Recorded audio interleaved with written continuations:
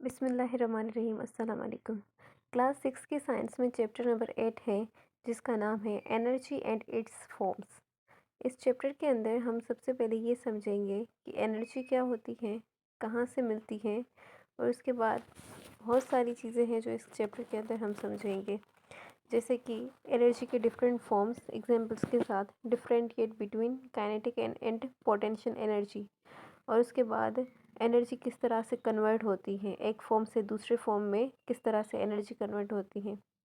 उसके अलावा एनर्जी को किस तरह से कंजर्व किया जाता है और कन्वर्जन ऑफ एनर्जी, और रीन्यूएबल और non renewable resources of energy, और advantage of using renewable energy sources, और उसके अलावा describe the form of energy used in human body या स्टोर्ड इन ह्यूमन बॉडी। तो ये सारी जो चीज़ें हैं इस चैप्टर के अंदर हम पढ़ेंगे वन बाय वन। सबसे पहले एनर्जी क्या होती है। एनर्जी एक एबिलिटी होती है which enables us to perform various task and activities, basically to do work. Energy हमारे पास एक ऐसी एबिलिटी है जिससे हम काफ़ी सारी अलग अलग चीज़ें, अलग अलग टास्क परफॉर्म कर सकते हैं। इफ़ अगर हमारी बॉडी में एनर्जी नहीं होगी तो हम उठने जैसे भी नहीं होंगे, ना हम वॉक कर पाएंगे, ना हम कोई भी चीज़ रख पाएंगे। हम एक पानी का ग्लास तक एक जगह से उठा के दूसरी जगह पे नहीं रख सकते अगर हमारे पास एनर्जी नहीं होगी। तो एनर्जी को किस तरह से मेजर किया जाता है, उनको जॉल्स में मेजर किया जाता है, जिसका सैम्पल है जे।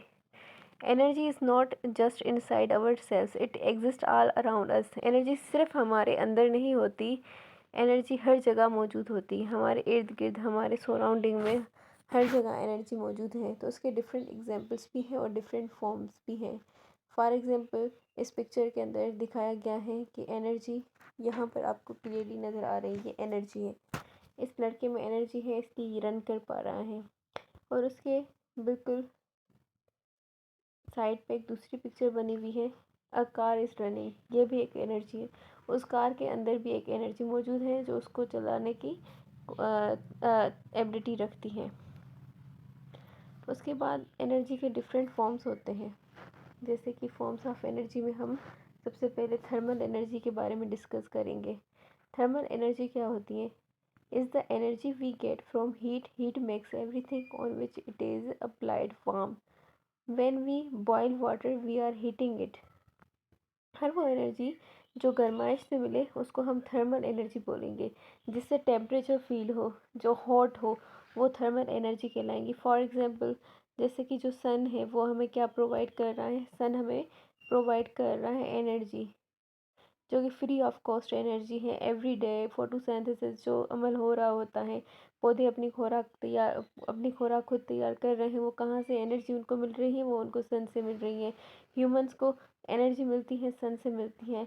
हमें लाइट कहाँ से मिलती है, वो भी हमें सन से मिलती है। तो काफ़ी सारी चीज़ें हैं जो कि हमें सन प्रोवाइड कर रहा है, इसलिए वो एक थर्मल एनर्जी का पार्ट होगा। उसके बाद है साउंड एनर्जी।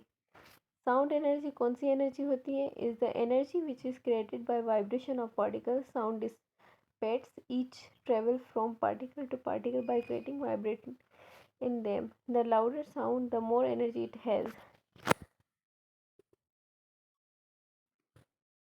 वो एनर्जी जो हमें आवाज़ से सुनाई दे, वो एनर्जी जो हमें, जो पार्टिकल्स होते हैं एयर में, जो पार्टिकल मौजूद होते हैं साउंड के, वो हमें हमारे तक पहुँचे। कैसे? वो एक वैक्यूम के अंदर ट्रेवल करने के बाद हमारे तक पहुँच जाएंगे। तो वो एनर्जी जिससे कोई भी चीज़ जो हमें कम सुनाई दे रही है वो एक बड़ी आवाज़ में सुनाई दे, वो एनर्जी कहलाएगी साउंड एनर्जी।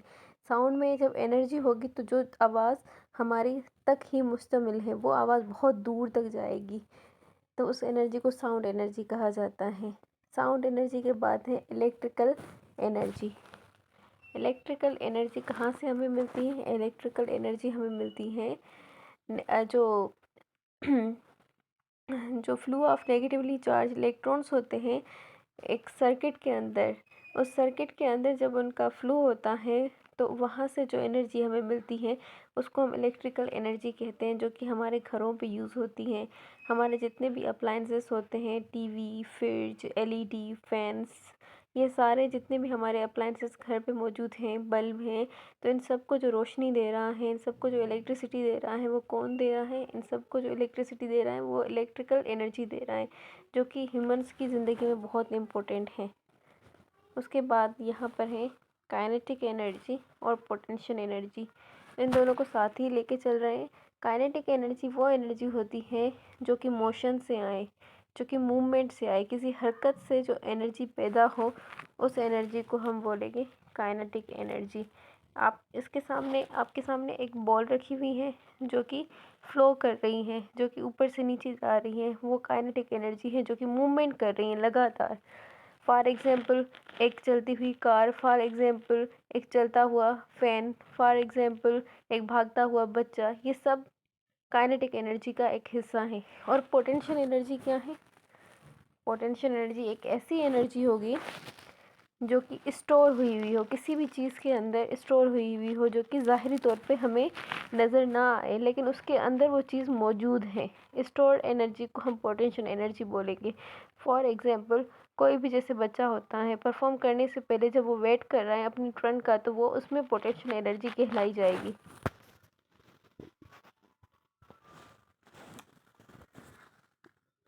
यहाँ पर डिफरेंट एग्जाम्पल्स के साथ हमें डिफरेंसेस बताए गए हैं काइनेटिक एनर्जी और पोटेंशियल एनर्जी का। जैसे काइनेटिक एनर्जी क्या होती है, यहाँ पर एक तस्वीर भी है और यहाँ पर भी एक तस्वीर है।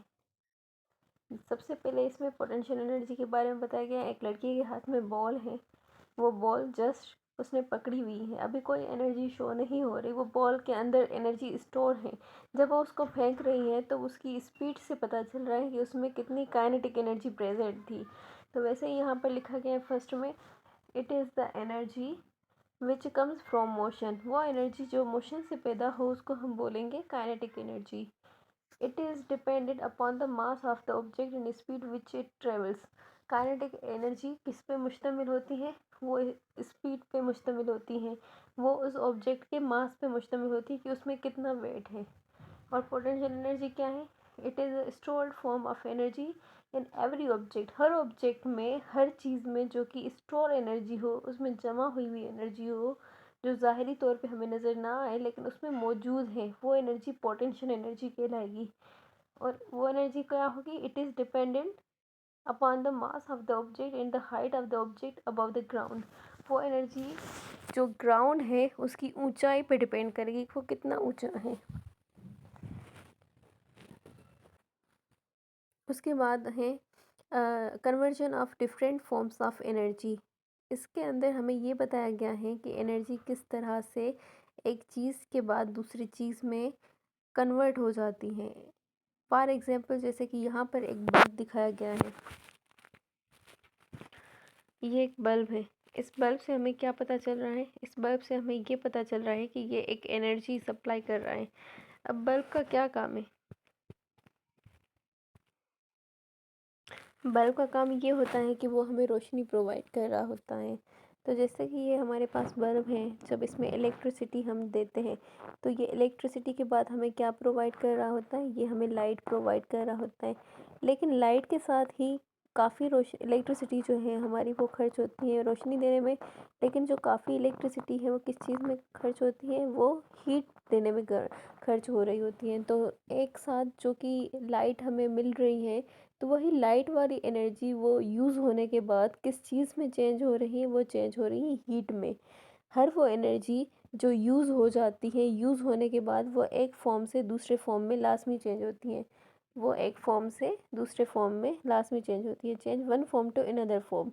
जैसे कि फॉर एग्जांपल ये हमारे पास फ्यूल है, ये फ्यूल जब हम कार में इसको डाल रहे हैं, ये जब कार रन करेगी, जब इस कार में काइनेटिक एनर्जी आएगी, ये कार मूवमेंट करेगी, तो मूवमेंट के बाद वो एनर्जी काइनेटिक में चेंज हो जाएगी। डेफिनेटली ये फ्यूल क्या है? एक एनर्जी है जो इसको प्रोवाइड कर रहा है। तो फ्यूल किस में चेंज होगा? काइनेटिक एनर्जी में चेंज करेगा, जो इसको रन करने में हेल्प करेगी। तो काफ़ी सारे एग्जांपल्स ऐसे हैं, जैसे कि हमारे पास एक एग्जांपल ले लें टीवी की। तो TV when the TV is supplied with electrical energy, जब टीवी में इलेक्ट्रिकल एनर्जी आती है तो वो एनर्जी चेंज हो जाती है फॉर्म ऑफ लाइट में, यानी उससे हमें एक रोशनी भी मिल रही होती है। एक चीज़ से दूसरी चीज़ में एनर्जी का चेंज होना ना is called conversion of energy. उसके अलावा काफ़ी सारी ऐसी चीज़ें होती हैं जिसको हम कंजर्वेशन ऑफ एनर्जी बोल रहे होते हैं। एक फ़िज़िक्स के अंदर लॉ है जिस लॉ को बोला जाता है the law of conservation of energy, यानी एनर्जी कभी भी energy can nether be created nor be destroyed. Energy कभी भी बनाई नहीं जा सकती और कभी भी ख़त्म ना की जा सकती है, but it can be change into different forms. पर उनको डिफरेंट फॉर्म्स के अंदर मुख्तलिफ़ चीज़ों के अंदर चेंज किया जा सकता है। काफ़ी सारी चीज़ों के अंदर चेंज किया जा सकता है। फॉर एग्ज़ाम्पल, अगर एक वॉशिंग मशीन है जिसमें हम कपड़े धो रहे हैं, जब हम कपड़े धो रहे होते हैं तो वो एनर्जी जो खर्च हो रही है वो एनर्जी दूसरी एनर्जी में तब्दील हो जाएगी, जिसको हम बोलेंगे kinetic energy. Means washing machine move कर रही है। एक एनर्जी दूसरी एनर्जी में चेंज होना इस कॉल्ड इस कंजर्वेशन ऑफ एनर्जी। अब यहाँ पर ऐसे ही काफ़ी सारे एग्जांपल दी गई हैं। हमने जैसे कि टीवी की एग्जांपल पढ़ ली, वैसे ही वॉशिंग मशीन की एग्जांपल पढ़ ली। अब रेडियो की example, radio converts electrical energy into sound and सब हीट एनर्जी। जब जब इस पे इलेक्ट्रिकल एनर्जी सप्लाई होगी एक रेडियो पे, तो वो चेंज हो जाएगी एक साउंड एनर्जी में और दूसरा एक हीट एनर्जी में। उसमें से कुछ गर्माइश भी आएगी और कुछ साउंड में भी चेंज हो जाएगी। फॉर एग्जांपल, अगर हमारे पास कैलकुलेटर है, a calculator converts electrical energy to give us light and some heat energy making calculation in the process. जब भी हम कैलकुलेटर को यूज़ करेंगे उसमें इलेक्ट्रिकल एनर्जी पहुंच जाएगी तो वो लाइट में चेंज हो जाएगी और कुछ एनर्जी उसकी किस में चेंज हो जाएगी, उसकी हीट में चेंज हो जाएगी, फिर उसका काम चलेगा। उसके बाद है renewable energy sources. Renewable energy किसको बोली जाती है? उसको बोली जाती है जिसको हम रीन्यूएबल, यानी जिसको हम एक दफ़ा यूज़ कर लें और उसके बाद भी उसको हम यूज़ कर सकें, उसको रिन्यूएबल बोला जाता है। और नॉन रिन्यूएबल उनको बोला जाता है जिसको एक दफ़ा यूज़ करने के बाद दोबारा यूज़ ना किया जाए। तो ये उसकी काफ़ी सारी ये एग्जांपल्स आपके सामने ही मौजूद हैं कि ये क्या है, ये नॉन रिन्यूएबल है जिसको हम एक दफ़ा यूज़ करने के बाद दोबारा यूज़ नहीं कर सकते। फॉर एग्ज़ाम्पल फॉसिल फ्यूल्स, हमारे ज़मीन के अंदर जो लेयर मौजूद है, क्रस्ट लेयर, ऑर्गेनिक मैटर, जो उसके काफ़ी सालों पहले जो ऑर्गेनिक मैटर होता है, उस ऑर्गेनिक मैटर का क्या बनता है, उसकी एनर्जी बन जाती है जो कि हमें इन फॉर्म्स में नज़र आ रही है। जैसे कि क्रूड ऑयल हो गया, जैसे कि कोल हो गया, जैसे कि गैस हो गई जो कि हमें अर्थ से मिलती है। तो ये एनर्जीज़ होती हैं जो कि हमारी डेली लाइफ में काफ़ी ज़्यादा इम्पोर्टेंट होती हैं और हमारी ह्यूमन लाइफ में तो मोस्ट इम्पोर्टेंट चीज़ें हैं। Without this we can't survive. तो ये एनर्जीज़ कौन सी एनर्जीज़ होती हैं? फ्यूसल फ्यूल्स वाली एनर्जीज़ होती हैं। जैसे कि कोल, गैस हम डेली रोज़मर्रा की ज़िंदगी में डेली लाइफ में इसको यूज़ करते हैं। लेकिन ये नॉन रिन्यूएबल ऐसे हैं कि हम इनको एक दफ़ा यूज़ करने के बाद दोबारा यूज़ नहीं करते। ये एक दफ़ा खर्च हो जाती हैं तो दोबारा इनको किसी फॉर्म में नहीं लाया जा सकता और चेंज नहीं होती। वैसे ही काफ़ी सारी एग्जांपल्स ऐसी हैं जो रिन्यूएबल एनर्जी कहलाती हैं, जैसे कि विंड, सोलर और वाटर। ये 3 एनर्जीज़ ऐसी हैं जो कि हमारे रेगुलर लाइफ में काफ़ी हेल्पफुल होती हैं और इनसे हम अपनी रेगुलर लाइफ को काफ़ी अच्छे से गुजार सकते हैं। और सबसे बड़ा इसका बेनिफिट ये है कि ये क्या है, रिन्यूएबल एनर्जीज़ हैं जिसको एक दफ़ा यूज़ करने के बाद हम कंटिन्यूअसली यूज़ कर सकते हैं। ये हमारे पास गॉड गिफ्टेड है जो हमारे पास हर वक्त प्रेजेंट होती है हमारी डेली लाइफ के अंदर, जो कि फ्री ऑफ कॉस्ट हैं, जिनको हमें ख़रीदने की ज़रूरत नहीं पड़ती, जो अल्लाह ताला की तरफ से हमारे पास मौजूद है। ठीक है। अब जैसे कि हमने ये पढ़ा कि हमारे इर्द गिर्द काफ़ी सारी एनर्जीज़ के फॉर्म्स भी पढ़े हमने और एनर्जी के एग्जांपल्स भी पढ़ी, वैसे ही हमारे ह्यूमन बॉडी के अंदर भी एनर्जी प्रेजेंट होती है। वो एनर्जी जब इंसान फूड खा रहा है, वाटर ले रहा है, तब वो एनर्जी उसके अंदर होती है। उसी एनर्जी से वो काफ़ी सारे डिफरेंट टास्क परफॉर्म कर रहा होता है। अगर वो एनर्जी उसके पास नहीं होगी, अगर वो खाना खुराक नहीं खाएगा, खाना ठीक से नहीं खाएगा, पानी नहीं पिएगा, तो ह्यूमन के अंदर वो एनर्जी भी प्रेजेंट नहीं होगी। आई होप कि आपको आज का टॉपिक समझ में आ गया होगा। Thank you for watching the video.